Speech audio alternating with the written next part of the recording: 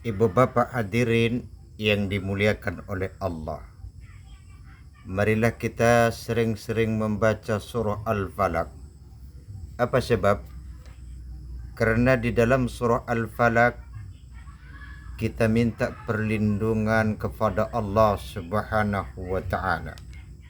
Kalau kita baca surah Al-Falaq, qul, katakanlah, kata Allah Subhanahu wa taala, a'udzu birabbil falaq, aku berlindung kepada Tuhan yang menguasai di waktu subuh.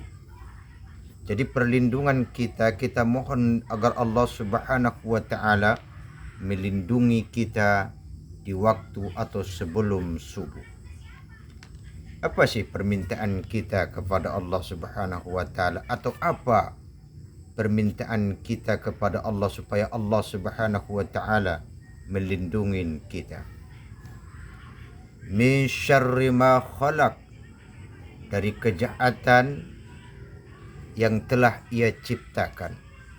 Jadi keburukan yang Allah ciptakan, terus kemudian kita meminta perlindungan dari keburukan tersebut.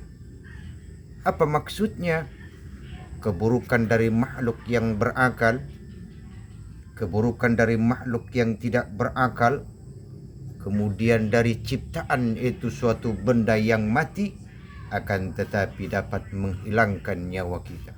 Apa itu contohnya? Racun misalnya, benda tajam seperti pisau mungkin, belati mungkin, parang mungkin, kelewang boleh jadi, keris. Itu benda mati yang menyebabkan seseorang bisa meninggal dunia kalau yang menggunakan itu khilaf. Jadi inilah permohonan kita kepada Allah Subhanahu wa taala agar dilindungi kepada makhluk yang memiliki akal tapi tidak dipergunakan dengan baik. Dan kemudian makhluk yang tidak berakal, itu seperti ular misalnya, kalajengking, lipan, dan makhluk-makhluk yang lainnya. Kemudian permintaan kita kepada Allah Subhanahu wa taala, wa min syarri ghasikin idza waqab, dan dari kejahatan malam apabila telah menjadi gelap gulita. Malum dong, biasanya orang beraksi di saat kita tidur terlelap, maka yang namanya binatang lagi lilip terlelap kita disengatnya. Orang yang suka maling juga demikian. Jadi itulah permintaan dan permohonan kita kepada Allah Subhanahu wa taala.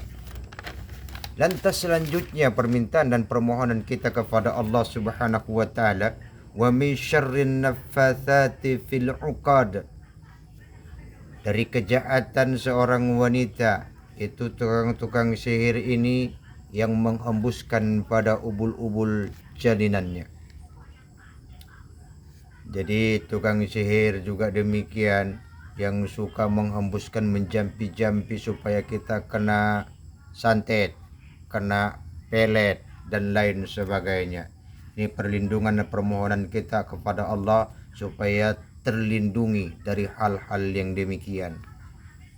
Yang terakhir, permintaan dan permohonan kita kepada Allah ketika kita melafazkan atau membiasakan membaca surah Al-Falaq ini, wa min syarri hasidin idza hasad, dan dari kejahatan orang yang dengki dan dia menindaklanjutkan kedengkian tersebut kepada kita.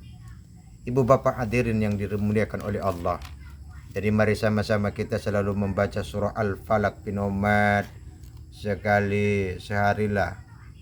Begitu kita beraktivitas, mau berangkat kemana saja, ke gunung misalnya, ke sawah misalnya, berangkat perjalanan malam umpamanya, mari sama-sama kita selalu membacakan surah Al-Falaq ini, dan mudah-mudahan kita insya Allah dilindungi oleh Allah Subhanahu wa taala dari hal-hal yang penuh dengan kejahatan.